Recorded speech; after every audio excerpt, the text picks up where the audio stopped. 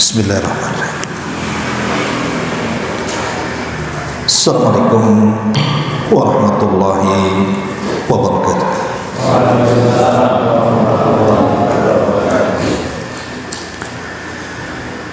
Innal hamdalillah nahmaduhu wa nasta'inuhu wa nastaghfiruh wa na'udzu billahi min syururi anfusina wasayyiati a'malina. May yahdihillahu fala mudilla lahu wa man yudlil fala hadiya lahu. Asyhadu an la ilaha illallah wahdahu rabbi la syarika lahu wa asyhadu anna Muhammadan abduhu wa rasuluhu alladzi la nabiyya ba'dahu. Wa qala Allahu azza wa jalla fi muhkami tanzilihi ba'da a'udzu billahi minasy syaithanir rajim. Ya ayyuhalladzina amanu taqullaha haqqa tuqatih wa la tamutunna illa wa antum muslimun. Fa inna asdaqal hadithi kitabullah wa khairal huda huda Muhammadin sallallahu alaihi wasallam wa syarrul umuri muhdatsatuha wa kullu muhdatsatin bid'ah wa kullu bid'atin dhalalah wa kullu dhalalatin finnar. Ajaranillah wa iyyakum minal bid'ah wad dhalalati wan nar.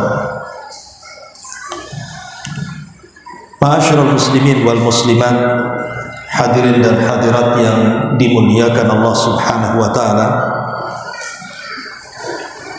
Pertama-tama saya ucapkan jazakumullah khairan kepada penyelenggara pengajian di malam hari ini, karena bagaimanapun Nabi SAW mengatakan man lam yashkurin nas lam yashkurillah. Orang kalau belum bersyukur kepada manusia berarti belum dianggap bersyukur kepada Allah. Sehingga saya ucapkan ribuan terima kasih sudah mengundang saya dari Kota Batam. Sebenarnya juga memang ada urusan di Jawa, jadi sekalian ke sini. Dan saya juga bersyukur bisa bertatap muka dengan antum dan antuna sekalian. Masya Allah, sebuah kebahagiaan bisa berjumpa dengan saudaranya di tempat lain.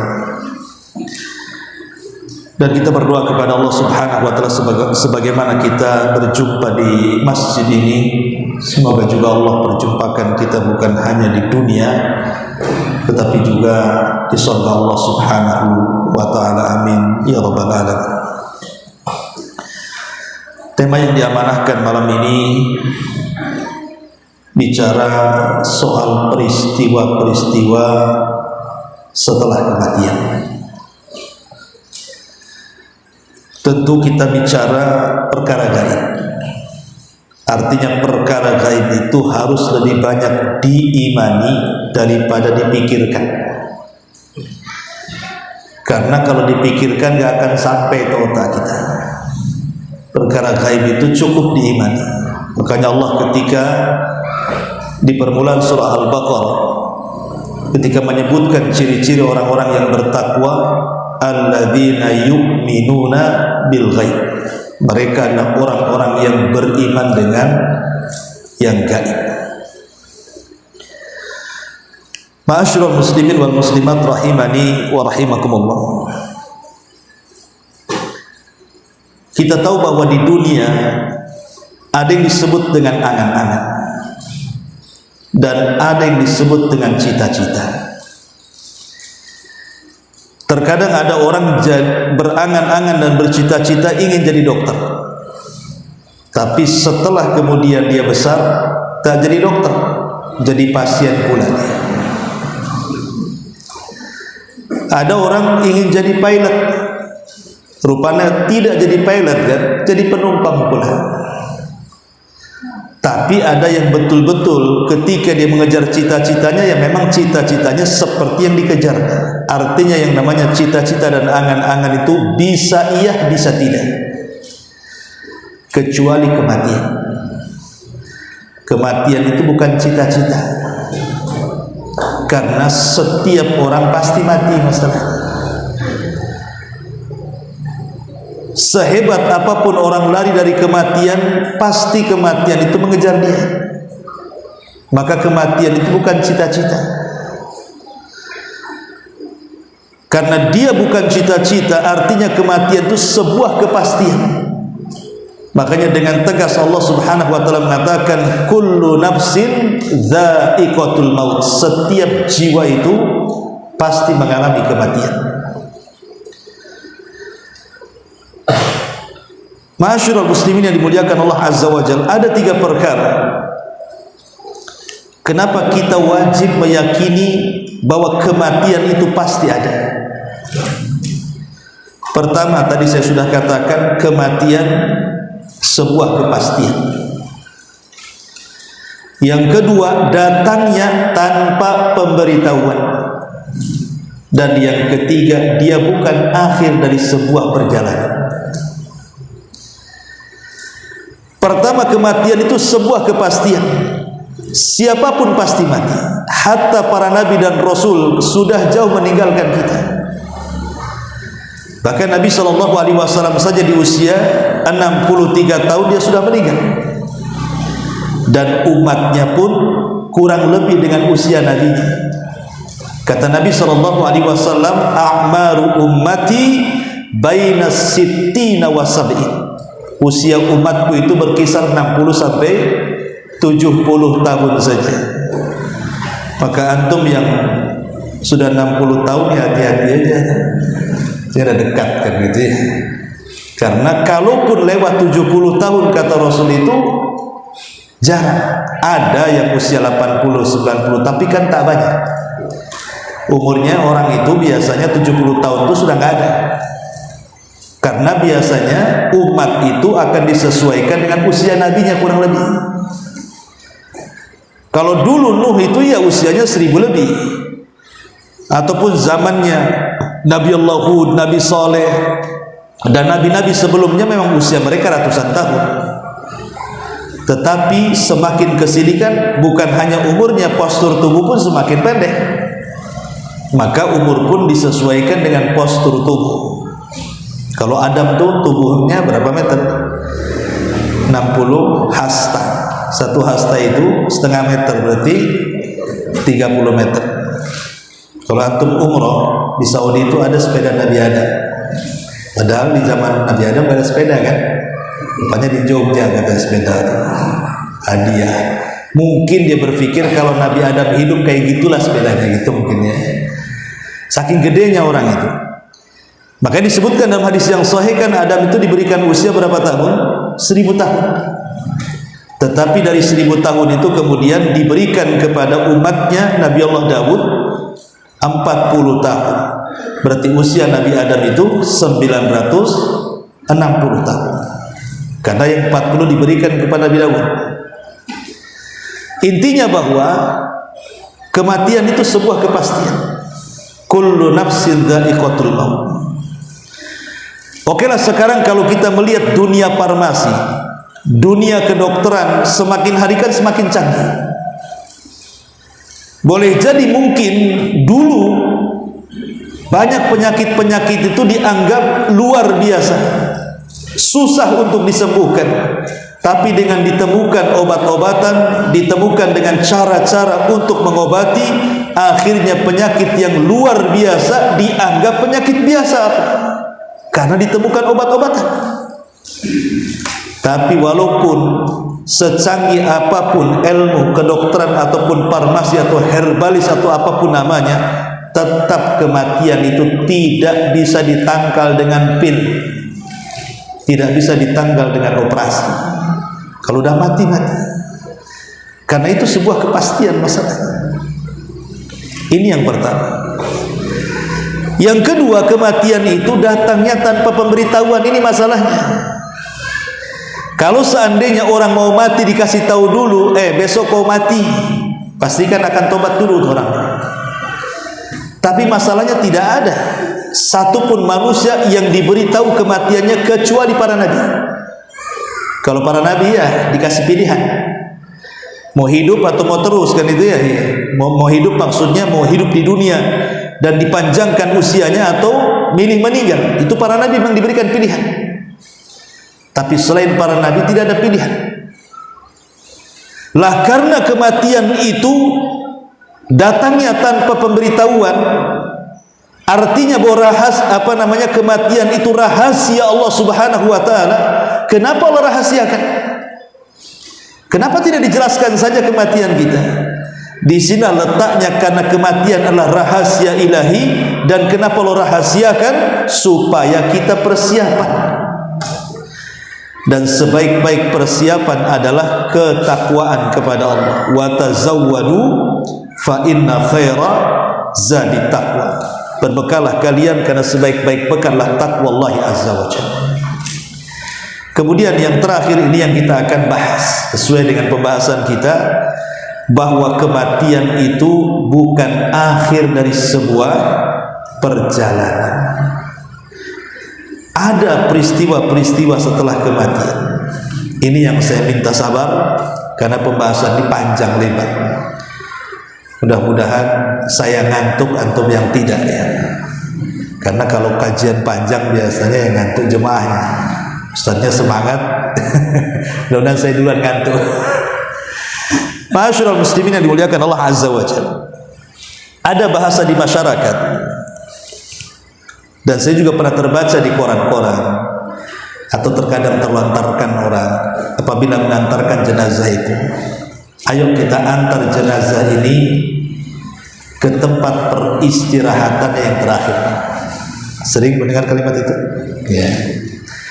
Kalimat ini sebenarnya ada benarnya, ada salahnya. Kalau yang dimaksud kalimat ayo kita antarkan jenazah ini ke tempat peristirahatan yang terakhir, memang jenazah ini seorang muslim yang taat kepada Allah Subhanahu wa taala, boleh jadi kalimat itu benar. Tapi kalau jenazah ini adalah orang jahat, orang yang tidak taat kepada Allah Azza wa Jalla, kita katakan seperti itu, bukan hanya keliru tapi salah ucapan itu. Di zaman Nabi ada jenazah yang lewat. Apa kata Nabi?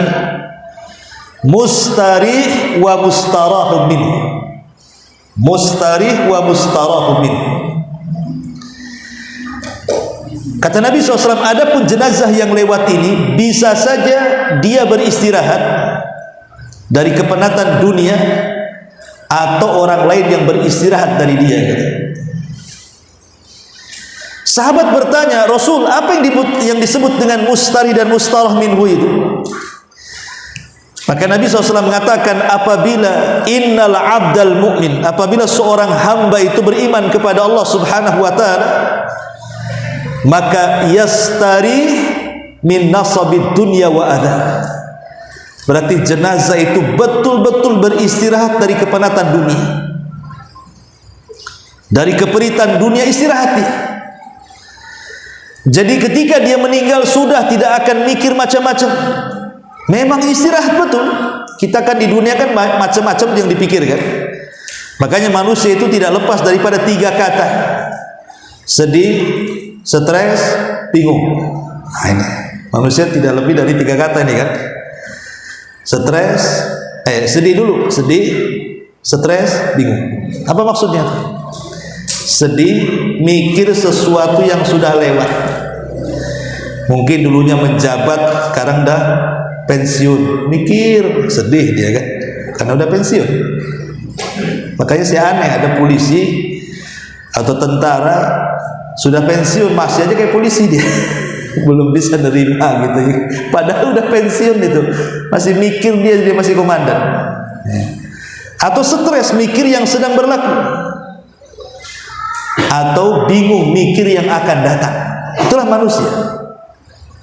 Manusia itu tidak lebih dari 3 kata ini: sedih dari perkara lama, mikir, kemudian stres dengan yang dihadapi, bingung yang akan terjadi.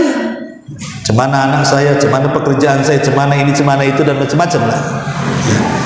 Tetapi orang mukmin yang meninggal dunia terbebas dari 3-tiganya. Dia tidak akan stres, dia tidak akan sedih, dia tidak akan bingung, karena dia sudah beristirahat. Itu yang disebut dengan mustarih. Lah kalau yang dimaksud kata-kata ayo kita antarkan jenazah ini ke tempat peristirahatan yang terakhir, dan itu berlaku pada mustarih, maka ya betul kalimat itu, karena dia beristirahat dari penatnya dunia. Tapi ada orang itu, kata Rasul, wa mustarahu minhu. Mustarah minhu itu bukan dia yang istirahat, orang lain istirahat. Alhamdulillah dia mati, katanya. Coba kalau nggak mati stres kami, katanya. Orang lain yang berterima kasih, kan kapoklah dia, katanya. Lah kata Nabi, ini yang bahaya itu mustarah minhu. Jangan sampai dengan kematian kita itu yang seneng orang. Kan biasanya kalau orang mati kan orang itu sedih. Ini enggak, ketawa. Artinya di sini bahwa baik yang disebut mustari atau mustarah minhu, baik orang yang memang berhenti dari kepenatan dunia atau orang lain yang merasa berhenti dari kepenatannya, tetap semua orang itu pasti akan melewati peristiwa-peristiwa yang disebut dengan peristiwa alam barzakh. Di dalam hadis Bara bin Azib radhiyallahu, itu hadis panjang sekali, ada dalam Sahih Bukhari, Sahih Muslim dan beberapa kitab sunan, tentang kematian seorang muslim dan kematian orang kafir. Satu hari Nabi SAW mengantarkan jenazah. Lah kuburan itu lagi digali dan sedang menggali lahat. Itulah bedanya lahat dengan syak. Kalau orang Islam itu gali kuburan, digali dulu ke bawah, nanti di samping baru digali kecil untuk jenazah. Tapi kalau orang di luar Islam, orang Nasrani, itu biasanya galiannya di tengah. Makanya Rasul mengatakan lahat itu milik kami orang Islam, tapi yang menggali tengah-tengah itu milik mereka, bukan orang Islam. Maka Rasul mengatakan al-lahdu lana wasyakku li ghairina. Lahat itu milik kami, syak itu milik yang bukan kami, maksudnya di luar daripada Islam. Jadi ketika lahat itu digali, di sini Nabi SAW berceramah, tetapi bukan berkhutbah, ya. Berkhutbah di kuburan tidak boleh, bid'ah hukumnya. Sebagaimana dikatakan Syekh Shalih Al-Utsaimin rahimahullahu taala, enggak boleh. Tapi kalau hanya sekedar memberikan nasihat itu boleh. Ya, bukan berkhutbah kayak orang khutbah Jumat, bukan. Hanya memberikan nasihat saja itu dibolehkan. Kalau khutbah enggak boleh. Nasihat, karena Rasul hanya berikan nasihat. Diingatkan tentang kematian. Lah Nabi SAW mengatakan apabila seorang mukmin meninggal dunia, maka pandangan itu akan mengikuti ruhnya. Di mana ruh seseorang itu keluar dari mulut. Dari mulut ini ruh keluar. Awalnya kan dari jari jemari dulu, naik ke atas sampai ke tenggorokan. Disinilah tempat berkumpulnya ruh di tenggorokan. Dan Allah Subhanahu wa taala mengatakan hatta idza balagatit tarah, sampai ketika ruh itu sudah menggumpal di tenggorokan. Apa kata Allah? Wakila man rah, siapa yang bisa meruqyah dia? Maksudnya siapa yang bisa mengobati dia, mengembalikan ruh ke dalam jasadnya? Tidak bisa. Kalau ruh sudah di sini itu tidak bisa ditolong. Makanya kata Nabi SAW, innallaha yakbalu taubata abdin ma lam yughargir. Allah itu masih menerima tobatnya seorang hamba selama ruh belum sampai di tenggorokan. Kalau ruh sudah sampai di tenggorokan, terputuslah tobat, tidak ada lagi. Lah kata Rasul, ruh itu keluar dari mulutnya. Lah ketika ruh itu keluar, pandangan itu mengikuti ruh. Makanya setiap orang meninggal pasti melotot. Makanya biar tidak menakutkan orang, cepat ditutup seperti ini, supaya orang tidak takut maksudnya. Lah kata Rasul, apabila ruhnya seorang mukmin, maka akan didatangkan pertama malakul maut, dan yang kedua rusulul maut. Jadi malaikat maut itu ketika mencabut nyawa bukan sendirian, tapi ada awan, pembantu-pembantu yang disebut dengan rusulul mauti. Sebagaimana Allah mengatakan tawaffathum rusuluna.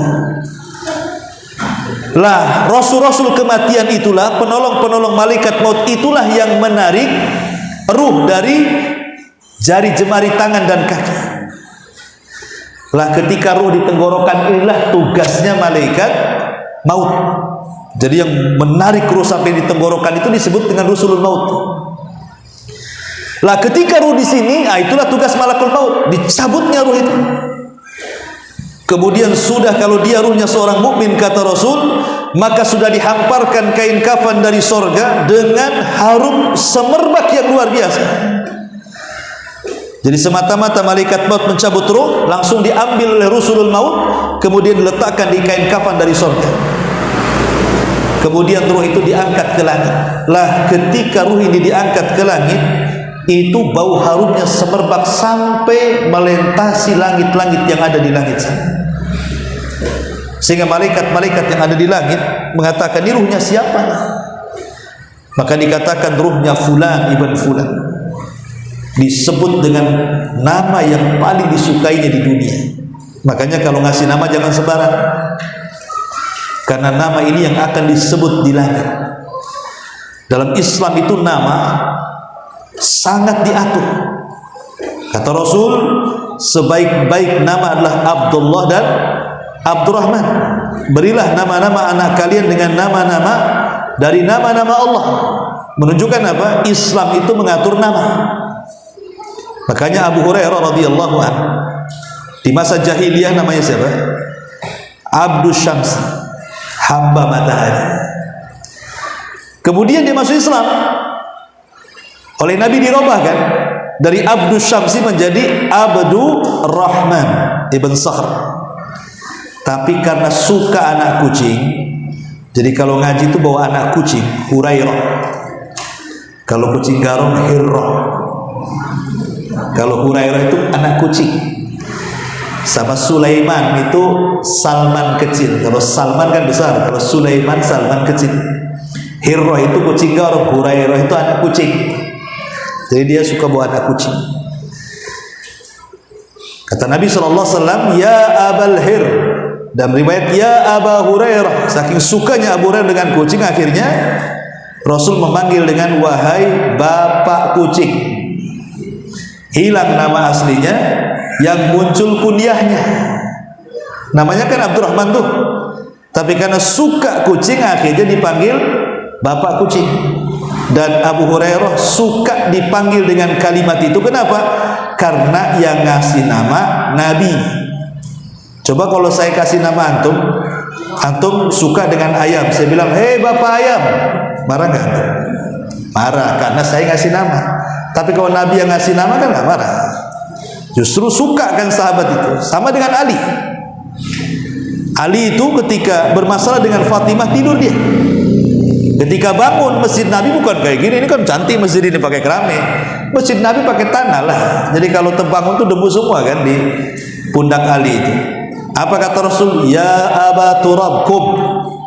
Hei bapak tanah, bangun. Kata Ali, demi Allah, panggilan itu lebih aku sukai daripada Ali. Padahal bapak tanah. Tuan takur ya bapak tanah. Banyak tanahnya. Artinya bahwa panggilan-panggilan seperti ini Islam itu sangat penting, karena nanti saat kita mati itu nama kita disebut. Makanya kalau bisa yang aneh-aneh namanya hijrahkan saja. Hijrahkan saja namanya. Ada saya itu ketemu orang namanya Hamimah. Jadi saya tanya, Bu, tahu nggak Hamimah itu? Nggak tahu. Itu neraka loh. Gantilah namanya. Jangan nama-nama neraka pula coba. Nama-nama istri Nabi kan banyak. Ganti. Karena nanti nama itu yang akan disebut di langit.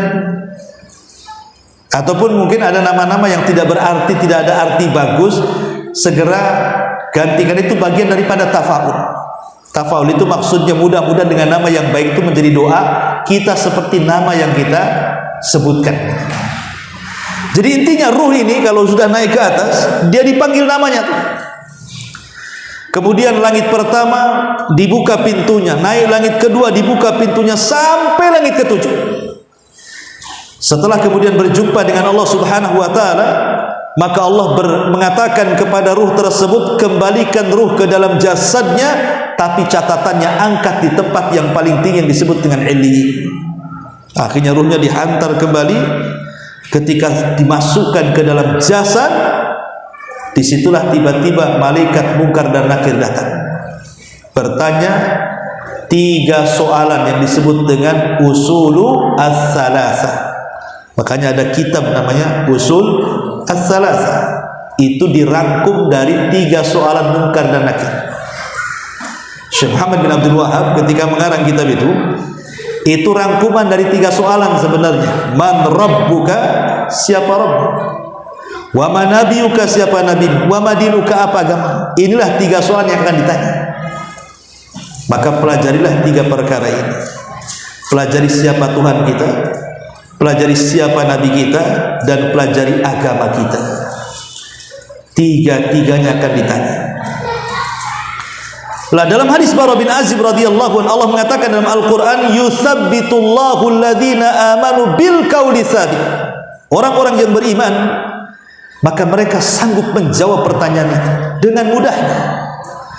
Tapi orang-orang fajir, orang-orang fasik, walaupun di dunia dia hafal dengan jawaban itu, tiba-tiba mereka tidak bisa bergerak lisannya.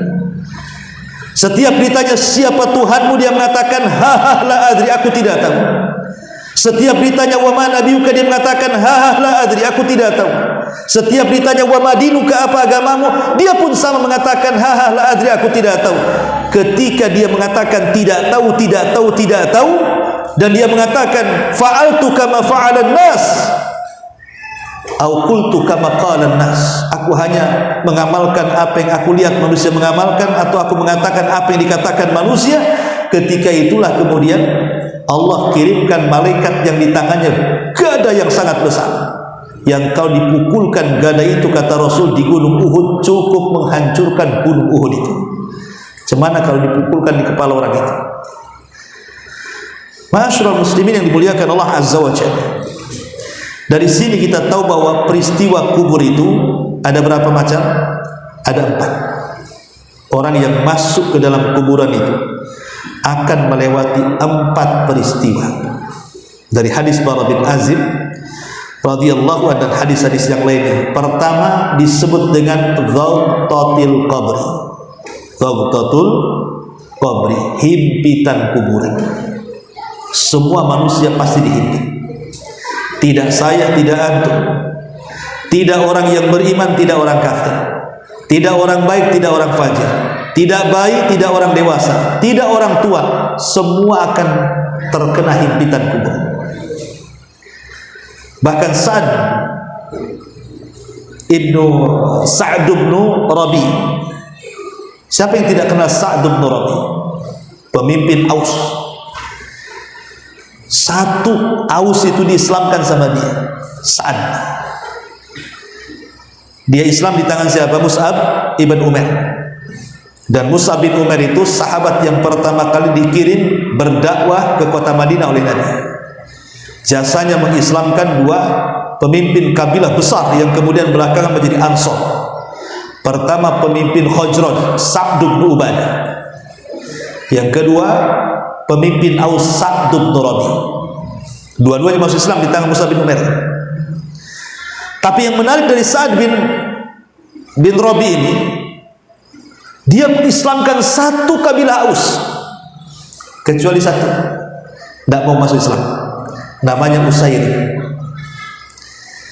Lah ketika terjadi perang Uhud, semua orang-orang Aus ikut perang, kecuali Usairi, karena dia belum masuk Islam ya. Tetapi karena dia melihat kabilahnya ingin berperang, dia muncul hamiyah jahiliyahnya, kesukuannya. Gak apa-apa, saya gak Islam, tapi saya tetap membela suku saya. Datang kepada Rasul, Rasul, libatkan aku dalam jihad, katanya. Kata Rasul, gak bisa, kamu musyrik, kamu masuk Islam dulu, katanya. Gak mau, katanya. Oh, gak bisa orang musyrik, harus masuk Islam dulu. Akhirnya dia pun terpaksa bersyahadat karena membela kabilah. Asyhadu an la ilaha illallah wa asyhadu anna Muhammadar Rasul. Kemudian perang mati. Apa kata Rasul? Tahu gak kalian, orang yang tidak pernah sujud ataupun ruku seumur hidupnya tapi kematiannya masuk surga dan diletakkan di surga yang paling tinggi. Kata sahabat, siapa wahai Rasul? Itulah Usairim. Usairim. Dia masuk Islam ketika mau perang turun, kemudian mati dalam peperangan, langsung mati syahid. Enak kalau kayak gini ya. Gak pernah sujud, gak pernah ruku, sekali mati masuk surga. Itulah Usairim. Yang ingin saya ceritakan adalah Sa'd bin Rabi ini, pemimpin Aus ini, ketika meninggal itu arsy Allah bergetar. Bayangkan arsy Allah bergetar, itu makhluk yang paling besar arsy itu. Bisa bergetar dengan kematian.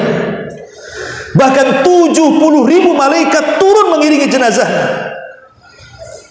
Sampai-sampai Rasul mengatakan, kalau seandainya ada yang selamat dari himpitan kubur, tentu Sa'adlah orangnya, tapi dia pun tidak selamat. Sa'ad tidak selamat. Dalam riwayat ada seorang bayi meninggal dunia. Kemudian Rasul mengatakan, kalau ada orang yang selamat dari himpitan kubur, tentu bayi ini yang selamat, karena dia tidak punya dosa, tapi dia pun tidak selamat. Dari sini menjadi polemik para ulama, ikhwan. Apa yang dimaksud? Kalau gitu apa bedanya kalau orang mukmin terkena himpitan kuburan, orang kafir terkena himpitan kuburan, orang jahat terkena himpitan kuburan, orang baik tidak terkena himpitan kuburan? Lalu apa bedanya kalau begitu? Lalu kita sholat, puasa, zakat, haji, ngaji seperti ini, nggak ada bedanya dengan orang kafir, sama-sama terkena himpitan. Dari sini kata para ulama akidah, seperti disebutkan dalam Fatwa Lajnah Daimah, Syekh Shalih Fauzan dan yang lainnya, mengatakan bahwa kalau himpitan kubur itu terjadi kepada orang yang beriman, maka himpitan kubur itu hanya sebagai pelukan seorang ibu kepada anaknya. Karena asal penciptaan manusia kan dari tanah, Adam itu dari tanah, maka kita akan kembali ke tanah seolah-olah tanah itu ibu kita. Jadi kalau kita kembali ke tanah, seolah-olah kita kembali kepada ibu pertiwi kita. Kemudian ibu kita memeluk kita. Tidak mungkin seorang ibu memeluk bayinya akan sakit. Maka himpitan bagi orang-orang yang beriman seperti seorang ibu yang memeluk anaknya, tidak ada rasa sakit sama sekali. Tetapi hadis-hadis Nabi SAW yang mengatakan bahwa himpitan kuburan itu bisa meretakkan tulang, bisa meretakkan persendian, dan dia akan menjerit kesakitan dan tidak ada yang tahu rasa sakitnya kecuali Allah. Itu maksudnya orang-orang kafir dan fajir. Ketika kemudian dihimpit kuburan, maka mereka berteriak-teriak dan tidak ada yang mengetahui suaranya kecuali binatang-binatang itu. Inilah bedanya. Ini peristiwa pertama disebut dengan Ghawtatul Qabri. Lah peristiwa yang kedua itulah disebut dengan fitnatul qabri, fitnah kubur. Fitnah kubur itu artinya su'alul malakaini, pertanyaan dua malaikat. Itu disebut fitnah kubur. Inilah yang ditakutkan Nabi. Makanya Nabi SAW mengajarkan doa setiap solat, mau sunnahnya, mau wajibnya sebelum salat. Allahumma inni a'udzubika min adzabi jahannam wa min adzabil qabri wa min fitnatil mahya wal mamat wa min fitnatis syarri masihid dajjal. Sebagian para ulama ketika mengatakan min fitnatil mahya wal mamat, fitnah kehidupan dan fitnah kematian, maksudnya fitnah kematian di sini adalah fitnatul qabri, fitnah kubur, pertanyaan dua malaikat. Makanya Utsman bin Affan radhiyallahu anhu apabila diceritakan soal neraka, dia biasa-biasa saja raut wajahnya, nggak ada terpancar sedih, tidak. Tapi kalau cerita kubur langsung menangis Utsman bin Affan. Padahal azab neraka itu kan lebih dahsyat dibandingkan azab kubur kan? Karena azab kubur itu hanya azab adana saja, azab yang rendah, azab yang sesungguhnya neraka kan. Tapi kalau Utsman diceritakan soal neraka, biasa saja raut wajahnya. Tapi kalau diceritakan kuburan langsung menangis.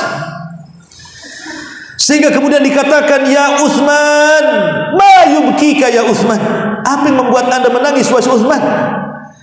Maka Utsman mengatakan, wailakum, celaka kalian, Ingat, kuburan ini bagi kalian bisa saja menjadi raudun min riyadil jannah au hufratun min hufarin nar.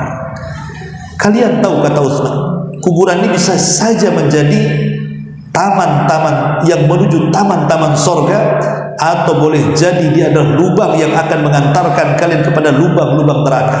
Kata Utsman, kalau dia selamat dari kuburan ini, berarti setelahnya pasti akan selamat.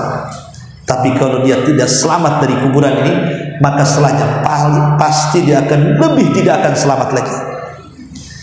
Jadi yang menentukan akhirat itu kuburan, menurut pendapat Utsman bin Affan radhiyallahu anhu.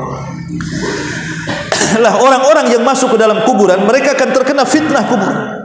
Pertanyaan dua malaikat tadi, kalau dia sanggup menjawab, berarti apa? Masuk pada proses yang ketiga, peristiwa ketiga yang disebut dengan nikmat kubur. Nikmat kubur. Tapi kalau dia tidak sanggup menjawab, berarti masuk pada proses yang keempat, disebut azab kubur. Ikhwatu fillah, orang yang di dalam kuburan dengan orang yang di atas kuburan itu banyak mana? Sekarang banyak orang yang dikuburkan. Kalau kita jumlah di manusia yang di atas kuburan dengan yang di bawah kuburan, itu masih banyak orang yang ada di bawah kuburan. Coba sejak zaman Nabi Adam dulu mati sampai hari ini, berapa orang yang ditanam di kuburan itu? Kan lebih banyak berarti kan, dengan orang yang dihidup di kuburan hari ini di atas kuburan. Dan sudah berapa lama coba orang yang mati sejak zaman Adam sampai hari ini di dalam kuburan itu tidak dikiamat-kiamatkan? Artinya kan mereka masih melalui proses-proses itu. Kalau seandainya kita ini mati hari ini, tahu-tahu kiamatnya 100 tahun lagi, berarti kan 100 tahun kita dalam kuburan itu. Artinya kehidupan kuburan itu jauh lebih panjang dibandingkan hidup di atas kuburan. Tetapi keselamatan di bawah kuburan itu ditentukan oleh kehidupan di atas kuburan. Ingat, keselamatan di kuburan itu ditentukan dengan kehidupan di atas kuburan. Maka mumpung kita ini belum mati, masih diberikan kehidupan, maka adalah kesempatan kita mempersiapkan segalanya untuk setelah kematian kita. Makanya Ali radhiyallahu anhu ketika ditanya soal takwa, "Ya Ali, apa itu takwa?"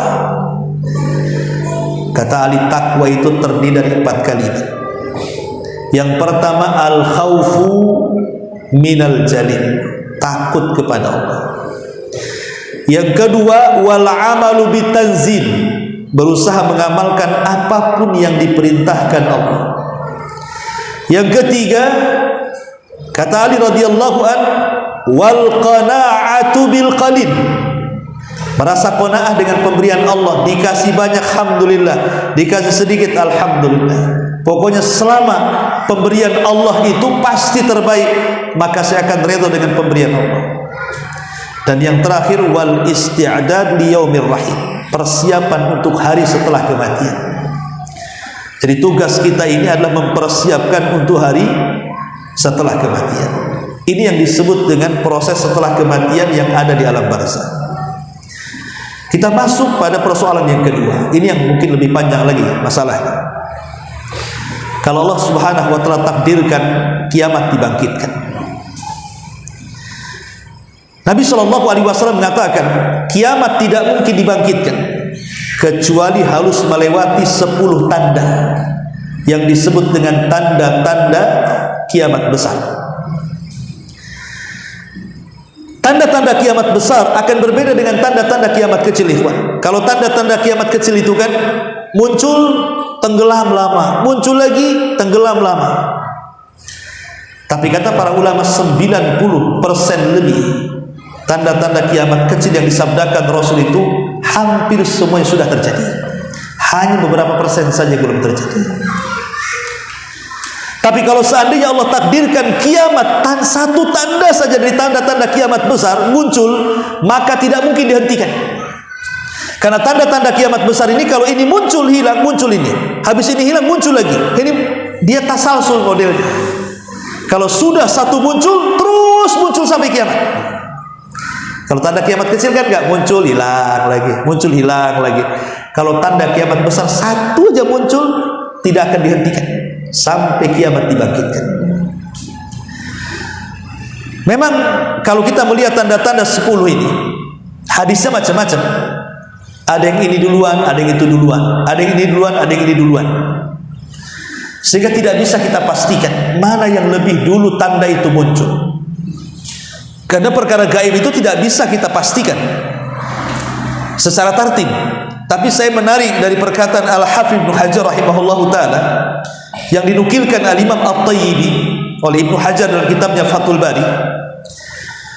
Walaupun kemudian hadis-hadis tentang tanda-tanda kiamat besar ini memang banyak riwayatnya sehingga sulit untuk dipastikan mana satu yang lebih dahulu, tapi kata Imam At-Tayyibi menurut pendapat yang kuat insyaallah, dia mengatakan bahwa susunan tanda-tanda kiamat kecil itu dimulai dari muqaddimahnya khurujul mahdi, munculnya al-mahdi. Ini muqaddimahnya. Baru tanda kiamat besar yang pertama khurujud dajjal, munculnya dajjal. Dajjal ini muncul selama 40 hari saja. Tapi satu hari pertama bagikan 1 tahun, satu hari kedua bagikan 1 bulan, satu hari ketiga bagikan 1 pekan, dan satu hari keempat dan seterusnya bagikan hari-hari seperti kita. Maknanya bahwa Dajjal itu akan mengelilingi dunia selama 40 hari, baik di daerah kutub ataupun yang bukan kutub. Sebab kalau daerah kutub kan siangnya lama tuh, kadang-kadang malamnya sedikit, atau sebalik, malamnya lama siangnya sedikit ya. Artinya Dajjal itu semua akan dikelilingi. Satu dunia itu akan tidak ada satupun tempat kecuali dijak Dajjal, kecuali Mekah dan Madinah saja. Baru setelah khurujud Dajjal turunnya Isa bin Maryam, tugasnya membunuh Dajjal. Setelah Dajjal mati di tangan Isa bin Maryam, maka Isa pun hidup di atas keberkahan. Belum lagi kaum muslim merasakan keberkahan itu, muncul fitnah yang ketiga, khuruj Ya'juj wa Ma'juj. Baru keluar Ya'juj dan Ma'juj. Ya'juj dan Ma'juj ini bukan binatang, dia adalah sama dengan kita, cuman dia adalah makhluk keturunan Yafis putra Nuh alaihi salatu wassalam yang dipenjarakan oleh Dzulqarnain di masa itu. Dan benteng itu tidak mungkin hancur kecuali Allah takdirkan di akhir zaman benteng itu jebol. Mereka keluar dan mereka kaum yang tidak bisa diperangi. Ingat, mereka kaum yang tidak bisa diperangi. Macam mana akan diperangi coba? Ya. Break azan dulu. Alhamdulillah ya. Apa-apa sedikit. Kenapa Rasul mengatakan tidak bisa diperangi? Karena jumlahnya terlalu banyak. Satu dari kita 999 dari mereka. Macam mana ngelawannya? Antum melawan satu orang nih, melawan Ya'juj dan Ma'juj 999, kira-kira menang gak? Antum 1 lawan 2 aja kalah. Yang dilawan 999, keok lah kita. Itu kenapa Rasul mengatakan kalian kira jihad sudah terhenti? Tidak, kata Rasul, jihad tidak akan terhenti sampai kalian akan menemui kaum yang tidak bisa dibunuh dan diperangi, kata Rasul. Siapa mereka? Ya'juj wa Ma'juj, jumlahnya banyak sekali. Satu dari kita 999 dari mereka, dan mereka semua jadi penghuni neraka. Ya'juj dan Ma'juj. Siapa yang membunuh Ya'juj dan Ma'juj? Azab Allah. Isa berdoa kepada Allah supaya dikirimkan dud, semacam nagaf itu semacam ulat yang kemudian bersarang di tengkuknya, satu mati kayak gardu listrik, mati semua. Ya'juj dan Ma'juj. Baru setelah itu ini tanda-tanda bumi, baru beralih kepada tanda-tanda langit. Apa itu? Yang pertama dukhan, asap tebal. Kemudian yang kedua munculnya matahari dari arah barat. Kemudian yang ketiga munculnya binatang yang keluar dari perut bumi bisa bicara. Itu yang disebut dengan dabatun minal ardh. Ini 3 tanda dari langit. Kemudian 3 tanda balik lagi ke bumi. Munculnya gempa dari arah barat, kemudian yang kedua munculnya gempa dari arah timur, kemudian yang ketiga munculnya gempa dari jazirah Arab. Berarti sudah 9 tanda-tanda kiamat besar. Dan terakhir munculnya api dari Aden Yaman, menggiring manusia ke Syam. Dan ketika itu tidak ada yang hidup kecuali orang kafir, karena orang yang beriman akan dicabut nyawanya oleh angin yang sangat dingin yang menerpas setiap ketiak mereka, kemudian ruhnya dicabut sehingga tidak ada yang hidup kecuali yang kafir. Disitulah Rasul mengatakan la taqumus sa'a illa ala syiraril khalqi. Tidak mungkin tegak hari kiamat kecuali akan menimpa seburuk-buruk manusia. Artinya kiamat pertama, tiupan sangkakala pertama tidak dirasakan orang yang beriman. Yang merasakan kiamat pertama itu adalah orang-orang kafir saja. Orang-orang yang beriman itu hanya merasakan tanda kiamat yang kedua, tiupan sangkakala yang kedua. Itulah baru semua merasakan, mukmin dan kafirnya. Karena itulah disebut dengan hari kebangkitan. Ada 10 proses dari kebangkitan sampai orang masuk surga. Tunggu tanggal mainnya setelah azan. Wallahu a'lam. Silakan azan dulu.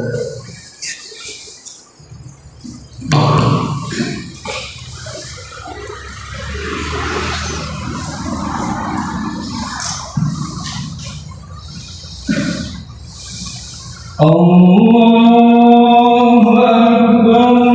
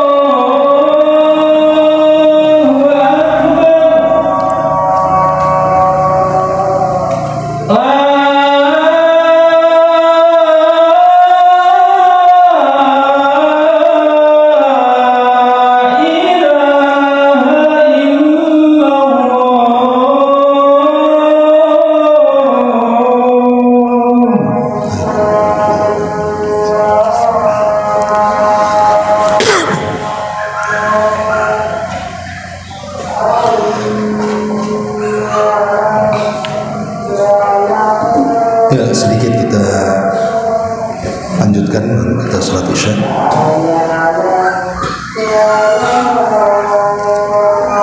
Tadi saya sudah jelaskan bahwa tiupan sangkakala yang pertama Israfil itu tidak dirasakan kecuali orang-orang kafir. Tapi tiupan yang kedua yang disebut dengan tiupan kebangkitan, maka semua manusia akan mengalami. Ketika manusia dibangkitkan, Allah Subhanahu wa taala akan membangkitkan manusia itu sesuai dengan kondisi mereka di dunia, sama dengan orang mati. Biasanya orang mati itu dia akan diwafatkan sesuai dengan kebiasaan. Kalau dia biasa beribadah, maka insya Allah akan wafatkan seperti itu. Tapi kalau biasa bermaksiat, maka boleh jadi Allah akan wafatkan juga seperti itu. Makanya Imam Ibnu Qayyim atau Imam Ibnu Jauzi ketika menyebutkan dalam kitabnya, jadi ada di zamannya itu seorang pedagang kain, dan dia suka membungakan uang dengan jualan kainnya itu. Dan dia sibukkan sehari-harinya untuk jualan kain sehingga lupa sholat. Kalau takdirkan saat kematiannya ditalkinkan kalimatut tauhid la ilaha illallah, tapi tidak ada yang keluar dari lisannya kecuali kalimat-kalimat dagang. Jangan kau beli sekian, belilah sekian. Kalau kau mau pinjam sekian, bayar sekian. Itu yang keluar sampai Allah wafatkan. Padahal dikatakan la ilaha illallah wa fulan, tidak, itu yang keluar. Bahkan juga disebutkan ada anak muda yang suka catur. Hari-hari catur, zaman dulu kan itu permainan catur, kerambol itu kan zaman dulu ya. Sekarang handphone lah main-mainnya. Ada orang itu main catur lupa waktu. Enggak duhur, enggak asar, enggak maghrib, enggak isya, enggak subuh, pokoknya gara-gara catur, akhirnya kemudian dia meninggalkan sholat 5 waktu. Saat kematiannya ditalkin, kul ya fulan la ilaha illallah, wahai fulan katakan la ilaha illallah. Rupanya yang keluar bahasa catur, sekak, ster, sekak, terakhir sekaknya itu mati, mati di atas sekak, bayangkan. Artinya orang itu diwafatkan, kata beliau, kata Imam Ibnu Qayyim, lihat bagaimana manusia itu diwafatkan sesuai dengan kebiasaan. Lah sebagaimana manusia diwafatkan sebagaimana kebiasaan, maka orang mati pun dibangkitkan sebagaimana kebiasaan. Kalau dia mati, dia melakukan banyak amal saleh, maka akan dibangkitkan seperti itu. Maka orang dibangkitkan itu ada yang sedang membaca Quran, ada yang sedang sholat, ada yang sedang berzikir, ada yang sedang silaturahim, dan begitu seterusnya. Tapi ada juga kebalikan. Orang yang dibangkitkan itu macam-macam. Ya. Ma'asyiral muslimin yang dimuliakan Allah Azza wa Jalla, dan itu disebutkan di beberapa hadis Nabi Shallallahu Alaihi Wasallam. Contoh pemakan riba. Itu disebutkan dalam Al-Quran, alladzina ya'kuluna riba la yakumuna illa kama yakumul ladzi yatakhabbatuhu syaitanu minal mas. Orang-orang yang memakan harta riba itu tidak dapat berdiri melainkan seperti berdirinya orang-orang yang kemasukan setan alias kesurupan.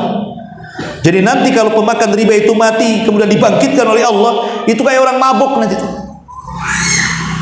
Sebagaimana dia mabuk duit di dunia, Allah buat mabuk otaknya itu ketika dibangkitkan. Dan dunia riba itu subhanallah hari ini, saya pikir riba itu ada di bank saja, di pohon kelapa pun ada riba. Silahkan pinjam dengan bunga sekian, tempel pula di pohon pisang. Bayangkan, riba di pohon pisang ada. Bukan di bank saja sekarang, di mana-mana. Di pagar-pagar rumah pun ada sekarang riba. Ini kan bahaya, ya. Kemudian contoh yang lain, orang sombong. Apa kata Nabi SAW? Yuhsyarul mutakabbiruna yawmal qiyamah ka'amthali dzar fi suratir rijal, kata Rasul. Orang-orang sombong itu ketika dibangkitkan dibuat kecil badannya seperti dzar. Dzar itu sebagian ulama hadis mengatakan kanamal, seperti semut. Sementara kiri kanan ini orang besar-besar.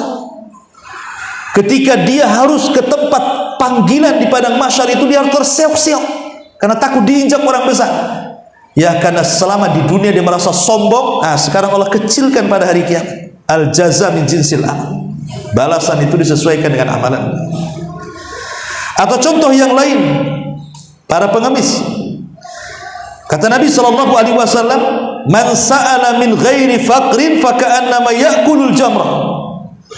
Barang siapa yang meminta-minta padahal dia tidak fakir, maka seolah-olah dia memakan bara api, keluar dari mulutnya api ketika dibangkitkan. Ya. Atau contoh yang lain, orang-orang yang poligami dan tidak adil. Apa kata Nabi SAW? Man kanat lahu imra'atan famala ila ihdahuma jaa yaumal qiyamah wa shikkuhuma in. Barang siapa yang memiliki dua istri atau lebih, kemudian cenderung kepada salah satunya, maka pada hari kiamat kelak dia akan berjalan miring.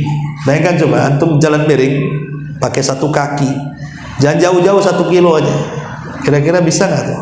Tengkle itu, satu kaki sambil miring. Sementara kita ini nanti padang mahsyar untuk ke tempat panggilan itu entah berapa kilo, entah berapa, Allah tidak menyebutkan. Sambil miring-miring antum jalan. Subhanallah, sebagian. Mikirlah kalau mau poligami. Ya. Kemudian juga contoh umpamanya orang-orang yang mereka bunuh diri. Umpamanya bunuh dirinya dengan makan racun. Maka ketika dibangkitkan dia sedang minum racun. Kalau bunuh dirinya sedang pakai tambang, ya dibangkitkan juga seperti itu. Naudzubillah. Ya. Masyaallah muslimin, dan banyak lagi kondisi-kondisi. Intinya bahwa ketika manusia dibangkitkan itu matahari sudah di atas kepala 1 mil. Abu Hurairah radhiyallahu anhu ketika menceritakan tentang matahari di atas kepala, seorang rawi hadis, mereka ragu-ragu. Mil itu kan bahasa Arab. Apakah mil itu alat celak? Paling kalau alat celak mungkin 1 jengkal saja. Tapi kalau maksudnya mil itu jarak, ya mungkin oke lah, masih jauh dari kepala kan. Jadi mil dalam bahasa Arab ada 2 bahasa. Mil maksudnya alat bercelak, atau mil itu artinya jarak. Kalau jarak berarti masih jauh dari kepala. Kalau seandainya mil disebutnya untuk celak, berarti cuma 1 jengkalnya di atas kepala. Oke, kita mengambil pendapat mil itu jarak. Sekarang saja ya, logika ikhwan. Kalau seandainya matahari yang kita lihat itu bergeser dari porosnya, mendekati ke bumi sedikit saja, apa yang terjadi dengan bumi? Terbakar kan bumi ini. Tapi kalau seandainya matahari itu keluar dari porosnya, menjauh dari bumi saja sedikit, bisa beku bumi ini. Jadi serba salah. Matahari menjauh dari bumi, beku bumi. Matahari mendekat ke bumi, terbakar bumi. Begitulah kekuasaan Allah meletakkan matahari di porosnya sehingga tidak terbakar dan tidak beku. Itu kekuasaan Allah namanya. Tapi pada hari kiamat 1 mil di atas kepala. Makanya wajar keringat bercucuran dan luar biasa pada hari itu, menakutkannya. Lah itulah hari kebangkitan. Ketika kemudian Al-Quran menyebutkan hari kebangkitan itu, Al-Quran membahasakan dengan 2 binatang. Pertama dalam surah Al-Qari'ah, Allah membahasakan dengan laron. Al-Qari'atu mal-Qari'ah wa ma adraka mal-Qari'ah yauma yaqumun nas kal farash al-mabsus. Farash itu artinya laron yang berhamburan. Coba lihat laron. Ada listrik, ada laron. Ya. Gimana cara terbang laron itu? Nggak ada aturan laron itu terbang, ditabrak-tabrak kawannya. Nanti tahu-tahu besok itu sudah sayapnya di bawah semua kan? Laron itu tidak peduli karena keinginan mereka bagaimana dia mendekati cahaya. Dia nggak peduli kawan disikat dia kawan tuh. Lah pada hari kiamat itu seperti itu manusia, tabrak sana tabrak sini ketika dibangkitkan itu.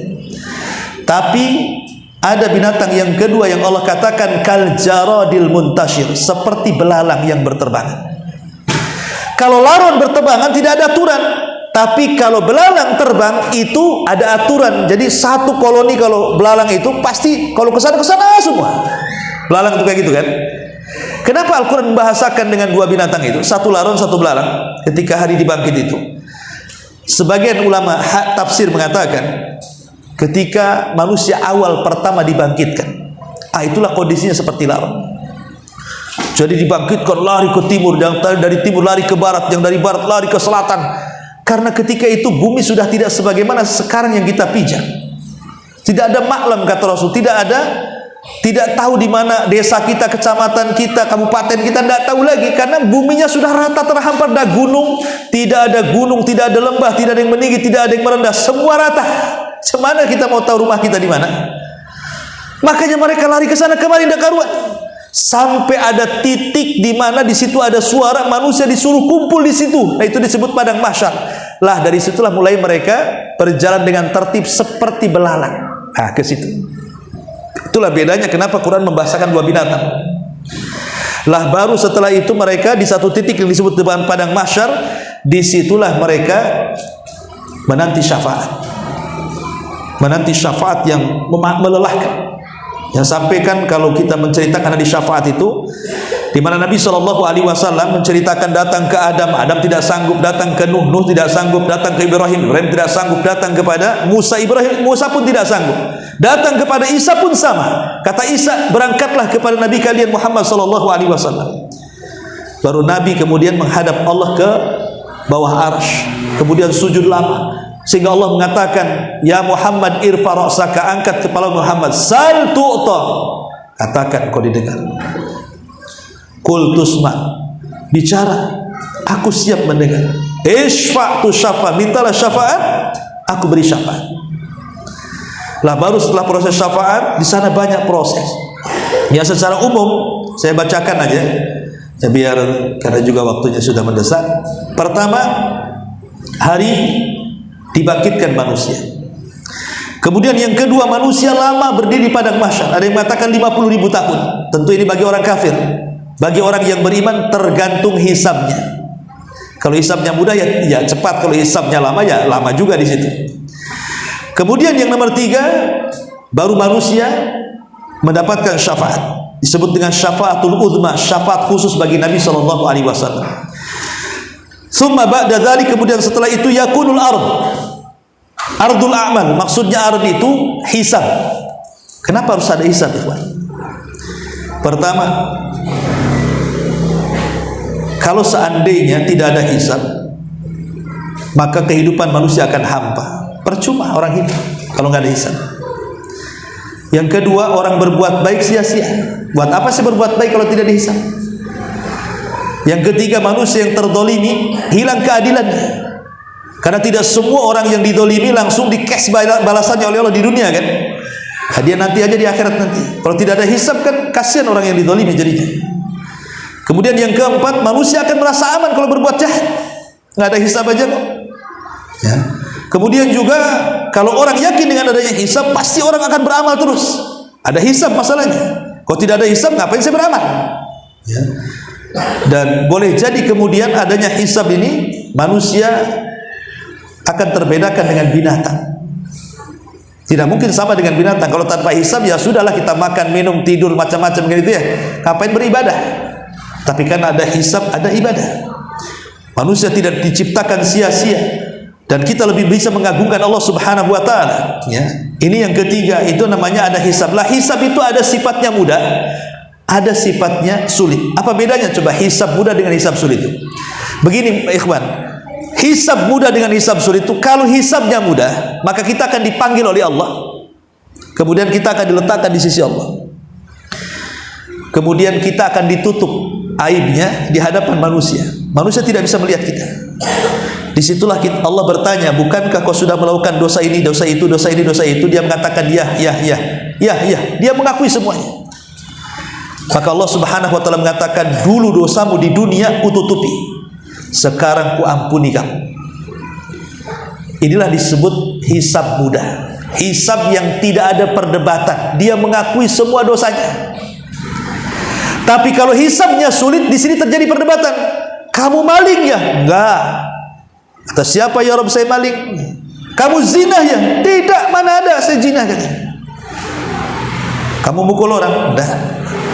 Kalau sudah main debat, dibilang ini tak ngaku, dibilang itu tak ngaku, disitulah hisabnya sulit. Karena di situ Allah akan datangkan banyak saksi. Allah tahu dia melakukannya, tapi untuk memperkuat dan itu keadilan Allah, Allah datangkan saksi. bahwa engkau berzina, bahwa engkau mabuk, bahwa engkau berjudi, bahwa engkau menampar orang, engkau melakukan syirik, engkau melakukan bid'ah, engkau melakukan maksiat, didatangkan semua saksinya. Bukan hanya langit bumi, para malaikat, sampai ke kulit ini jadi saksi. Sehingga badan protes kepada kulit, hei kulit, harusnya kau bela badanmu. Apa kata kulit? Al-Quran mengatakan, antaqan Allah. Tak bisa yang membuat bicara Allah. Allah yang membuat aku bicara, kata kulit.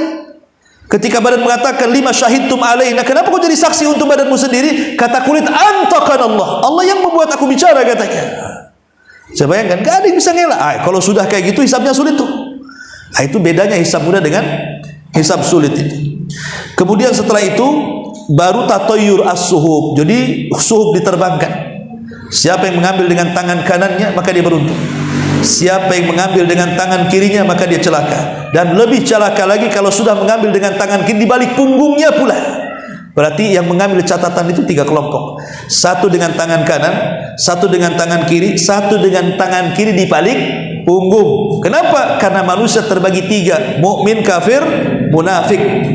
Ya, mukmin tangan kanan, kafir tangan kiri, munafik tangan kiri ke sebelah punggung. Karena sebahaya-bahaya manusia itu adalah munafik. Munafik itu lebih bahaya dibandingkan orang kafir. Makanya nerakanya paling bawah sendiri dibandingkan orang kafir. Kemudian setelah itu apa yang disebut dengan mizan, timbangan. Ditimbang amal itu. Aisyah radhiyallahu anha satu hari sedang terbaring. Kemudian datang Rasul, dia duduk. Tiba-tiba Rasul sallallahu alaihi wasallam menyandarkan kepalanya di atas pahanya. Dan ingat kebiasaan Aisyah radhiyallahu anha, dia tidak akan tidur sampai Rasul tidur. Jadi Rasul itu ditaruh di pahanya sampai tidur. Baru kemudian Aisyah tidur. Kebiasaan antum gimana? Paling antum dilempar bantal sama istri, tidur saja. Aku tidur duluan gitu.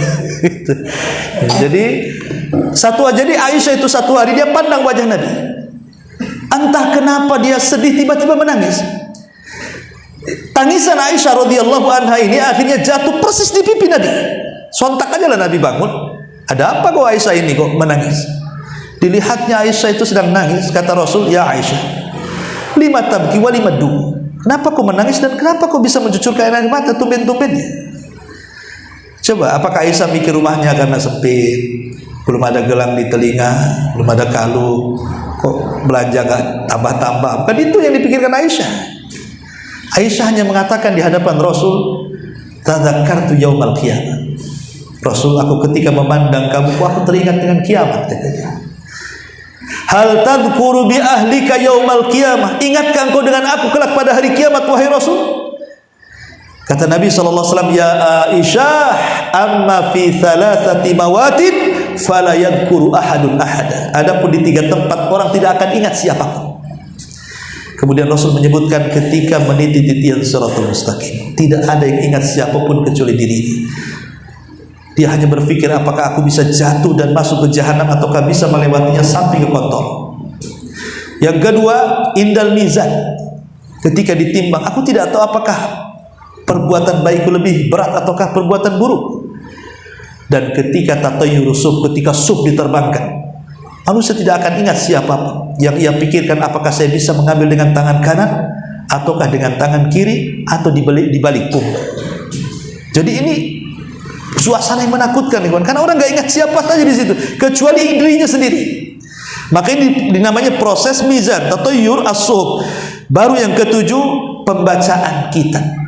Kitab ini ada 2 macam. Ada kitab khusus, memang catatan kita saja. Ada namanya kitab umum, di mana semua umat itu punya catatannya, di mana kita akan disatukan dengan catatan Abu Bakar, catatan Umar, catatan Utsman, catatan Imam Syafi'i, catatan Imam Ahmad. Pokoknya ini ada namanya catatan global. Jadi semua manusia di satu catatan, setiap Rasul dan umatnya dijadikan satu. Tapi ada catatan khusus antara kita dengan Allah saja. Ya. Yang bahaya itu adalah ketika catatan kita dijadikan satu dengan catatan manusia yang lainnya. Di mana Abu Bakar di situ, Umar di situ, Utsman di situ, Ali di situ, Imam Syafi'i, Imam Ahmad, Imam Malik, semua ulama di situ. Nanti itu akan dibaca di hadapan manusia. Abu Bakar ini pahalanya, ini pahalanya, ini pahala. Umar ini pahala, ini pahala. Giliran antum si anu dosa semua, apa nggak malu? Ya. Nah, itu masalahnya, itu catatan global, itu yang membuat kita dipermalukan di hadapan manusia. Dari sini Rasul mengatakan, man satara musliman satarahullahu yaumal qiyamah. Siapa yang menutup aib seorang muslim, maka Allah akan tutup aibnya dia pada hari kiamat. Adapun catatan khusus itu antara kita dengan Allah. Itulah yang disebut dengan dzunub al-khalawat. Catatan dosa yang tidak ada yang tahu kecuali kita dengan Allah. Ini bahaya. Nanti pada hari kiamat ada orang-orang yang datang menghadap Allah membawa pahala sebesar gunung Tihamah, tapi dihancurkan dengan dosa yang tidak terang-terangan yang hanya kita dengan Allah yang tahu. Maka hindari dosa yang tidak terang-terangan itu. Kalau bisa hari ini kita melakukan dosa yang tidak terang-terangan, hari ini lakukan juga amal yang tidak ada yang tahu kecuali kita dengan Allah. Entah berzikir, bertasbih, berdoa, yang penting balance, ya. Kita hari ini nonton handphone, entah apa yang ditonton di situ, entah aurat, entah apa orang nggak tahu kan? Itu namanya dosa khalawat namanya. Ya. Kalau habis nonton pemanya YouTube atau apa, cepat istighfar. Tadi kita berdosa tidak ada yang tahu kecuali Allah kan? Sekarang istighfar, jangan ada yang tahu kecuali kita dengan Allah juga. Buat kayak gitu setiap hari supaya nggak hilang pahala kita, ya. Nah, ini kembali itu kemudian disebut proses namanya pembacaan kita, ya. Baru setelah pembacaan kita selesai semuanya, baru di situ titian siratul mustaqim akan dibentangkan. Disitulah langit akan digelapkan. Semua orang kafir langsung masuk neraka dan tidak mungkin melewati titian. Hanya mukmin dan munafik saja. Kenapa munafik kok bisa dilewatkan? Supaya Allah Subhanahu wa taala membalas sebagaimana di dunia mereka menipu Allah dan Rasulnya, dan orang-orang yang beriman sekarang mereka akan ditipu Allah dan Rasulnya dan orang-orang yang beriman saat melintasi titian itu. Tetapi mereka tidak akan sampai. Hanya orang-orang yang beriman yang sampai di ujung kontol. Baru setelah itu ada pintu-pintu surga.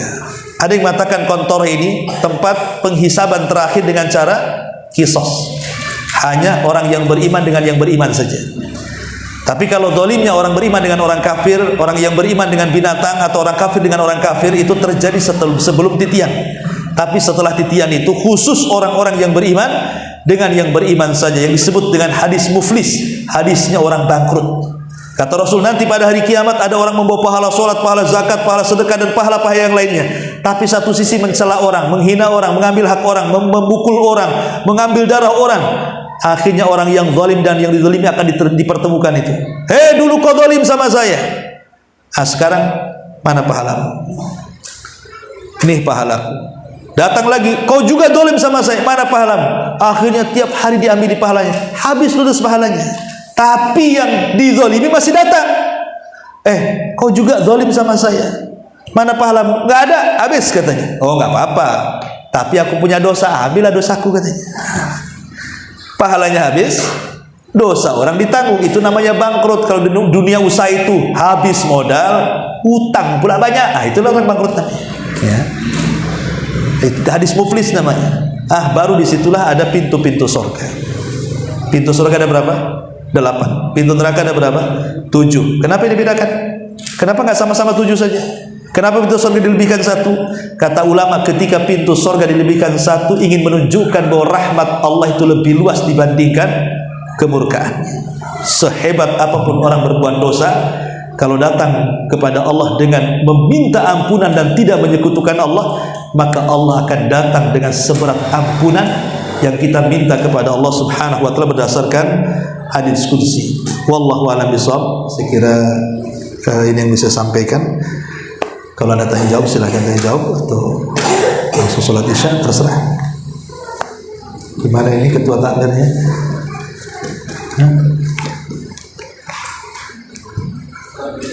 Sholat isya dulu. Sholat isya habis itu pulang. Ya. Oke, habis isya tanya jawab boleh. Baik, kita tutup dengan doa kafaratul majlis. Subhanallahi bihamdika, asyhadu an la ilaha illa anta, astaghfiruka wa atubu ilaik. Allahu ta'ala alam. Assalamualaikum warahmatullahi wabarakatuh.